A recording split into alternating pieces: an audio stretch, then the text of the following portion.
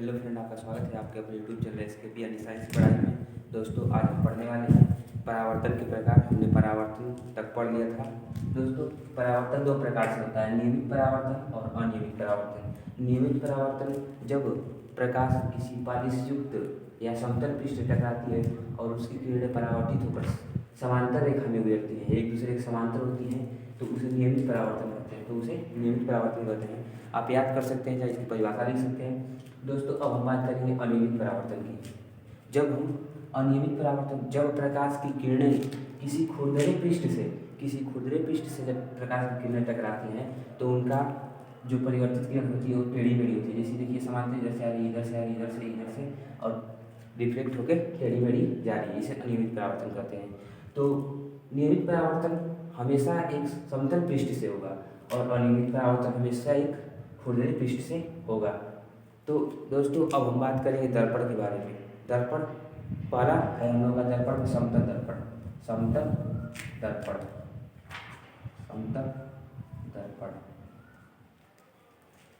दोस्तों, इसे हम इरेज कर देते हैं, उसके बाद समतल दर्पण के बारे में आप लोगों को बताते हैं। समतल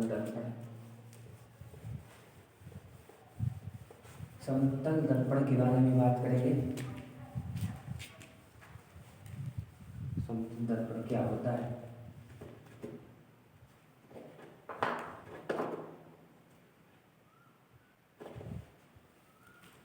तो फ्रेंड्स, समतल दर्पण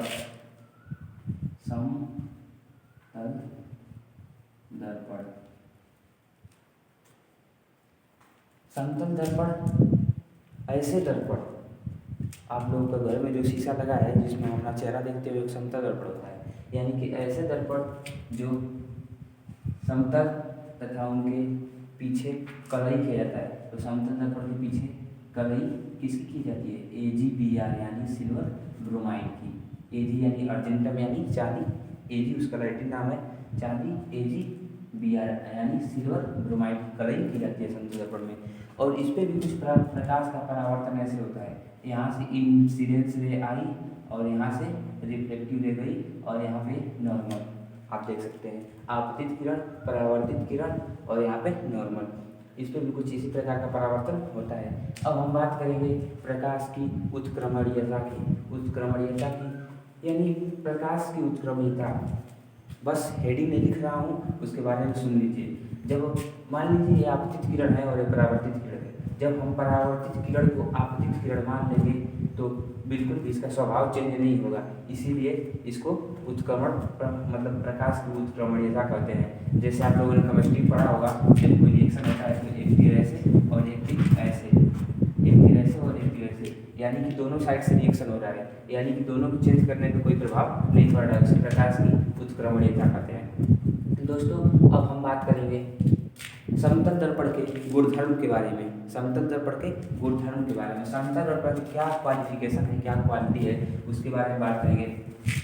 दोस्तों, समतल दर्पण की सबसे पहली क्वालिटी, आप जितने लंबे हैं, आप जितने चौड़े हैं, उस दर्पण में उतना ही दिखता है। देखिए, अगर जो आपको अपनी हाइट देखनी है समतल दर्पण में, तो आधे भाग का शीशा लेना पड़ेगा। दोस्तों, मान लीजिए कि आपकी हाइट h है, तो आपको कितने का शीशा लेना पड़ेगा? h/2, यानी आपकी हाइट अगर जो 16 सेमी की है, सेमी की बात कर रहा हूँ, या 16 मीटर मान लीजिए, उतना तो कोई लंबा होता नहीं है, बट मान लीजिए आपकी हाइट 16 सेमी है, तो उसे 2 से भाग कर देंगे तो 8 हो जाएगा कट के, यानी 8 सेमी का शीशा लेंगे तो 16 सेमी का चीज़ दिख जाएगा। यानी कि h अब जो देखना है तो h/2 लेना पड़ेगा, यानी कि अपनी लंबाई देखनी है तो अपनी लंबाई के आधे का शीशा लेना पड़ेगा। दोस्तों, अब हम बात करेंगे इसकी दूसरी क्वालिटी की। इसकी दूसरी क्वालिटी क्या होती है समतल दर्पण की क्वालिटी? अगर जो आपको कुछ क्वालिटीज पता हो तो कमेंट बॉक्स में कमेंट करें। दोस्तों, अब समतल दर्पण में अगर जो आप v वेग से चल रहे हैं, तो उसमें 2v वेग से दिखेगा। आप लोगों ने जिम ना जो यहाँ पे डांस वाला होता है रूम, उसमें शीशा लगाए रहते हैं चारों ओर से। अगर जो आप जिम करने जाएंगे जिम करने, तो वहाँ पे शीशा लगा रहेगा। और जहाँ पे लड़कियाँ डांस सीखने जाती हैं वहाँ पे भी शीशा लगा रहता है। इसलिए क्योंकि अगर जो आप थोड़ा सा एक्सरसाइज थोड़ी तेज़ी से कर रहे हैं, मान लीजिए रनिंग वाला एक्सरसाइज कर रहे हैं, आप अपना हाथ थोड़ा सा हिलाएंगे तो कितने से दिखाएगा? अगर जो वी से हिलाएंगे तो 2 से, यानी 4 की स्पीड से हिलाएंगे तो कितने दिखाएगा? 8 की, यानी दुगना। ये दूसरी क्वालिटी हो गई समतल दर्पण की। अब हम तीसरी क्वालिटी की बात करते हैं, समतल दर्पण की तीसरी क्वालिटी की। समतल दर्पण, अगर जो आप थीटा कोण पे घूमे हैं, थीटा कोण पे घूमे हैं तो कितने दिखाएगा? 2 थीटा कोण पे, यानी कि आप 2 डिग्री से झुके हैं तो उसमें दिखाएगा 4 डिग्री। 2 डिग्री झुके हैं तो 4 डिग्री दिखाएगा। ओके, अब बात कर लेते हैं। अब और जो आपको क्लियर नहीं हो रहा है, देखिए जो ये कैमरा है एक प्रकार का दर्पण है, समतल दर्पण है। अगर जो हम इसमें थोड़ा सा भी टेढ़ा दिखेंगे बोर्ड पे तो वो थोड़ा सा और झुक के दिखाई देगा। अभी आपको एग्जाम्पल भी बताता हूँ। ये बहुत हल्का सा इसके एंगल के बीच में फर्क है, लेकिन कैमरे के अंदर बहुत ज़्यादा दिख रहा होगा। ओके दोस्त, इसे मिटा देते हैं।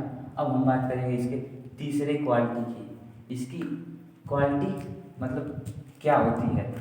अब इसके चौथे क्वालिटी, तीसरी क्वालिटी होगी, चौथी क्वालिटी की बात करेंगे।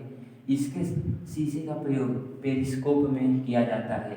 पेरिस्कोप में, पेरिस्कोप में। दोस्तों अब आप समझ नहीं पा रहे हैं पेरिस्कोप क्या है, अब हम आपको पेरिस्कोप के बारे में बताएंगे। पेरिस्कोप देखिए दोस्तों, जो समुद्री पनडुब्बियाँ होती हैं, जो समुद्र में पनडुब्बियाँ होती हैं, उनमें पेरिस्कोप लगा होता है। अगर जो जल में डूबी हुई हैं तो उससे, जल में अगर जो डूबी हुई हैं तो आगे की सामने की वस्तुओं को भी देख लेंगी। दोस्तों अब देखिए यहाँ पे आपको चित्र के माध्यम से समझाता हूँ।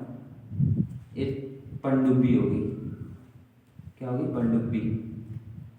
ये जल में पूरी डूबी हुई है, जल में पनडुब्बी जल में डूबी हुई है, और इधर से एक ऐसे पाइप निकला रहेगा, ऐसे, इसी को पेरिस्कोप बोलते हैं।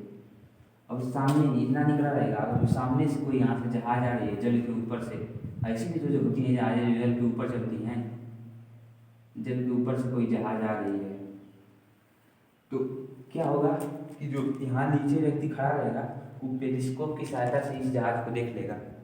पेरिस्कोप की सहायता से उस जहाज को देख लेगा। कैसे?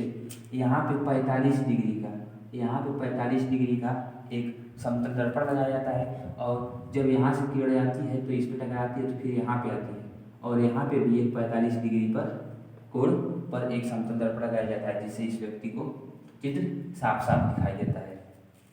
आप लोग अगर दो समतल दर्पणों को आमने सामने, दो समतल दर्पणों को आमने सामने थोड़ा सा भी झुकाव पे रख दिया जाए, मतलब कि कोण पे उनका कोण जैसे मान लीजिए आमने सामने बिल्कुल ऐसे रख दिया जाए शीशा, और इनके बीच जो कोण है थोड़ा भी ना हो तो अनंत दिखाई देगा, जैसे ऐसे कि बिल्कुल सामने सामने। अगर जो एंगल रहेगा ए बी साथ ऐसे कुछ तो मान बदल जाएगा।